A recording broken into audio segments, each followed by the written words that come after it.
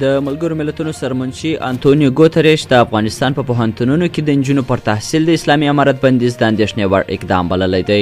د سرمنشي ویان د سټیفن دوجاریک په یو بیان کې چې نن خپور سو ویلي دي چې ښاغلی ګوتریش د افغانستان له واکمنو اسلامي امارت چارواکو غوښتي چې د تعلیم په ټولو سطحو کې د خلکو لپاره انډول امکانات یقیني کړي.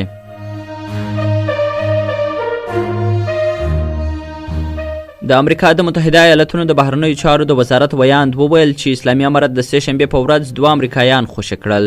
د نیټ پرایس په وینا داسې ښکاري چې اسلامي امارت دا کار د ښه نیت د څرګندولو په هدف کړی دی.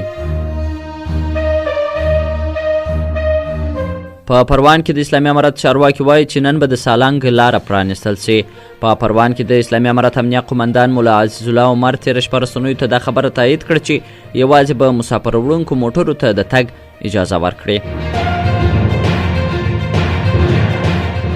او د ایران پارلمان ته پر جعلي خبرونو د جریمې طرحه وړاندې سوه.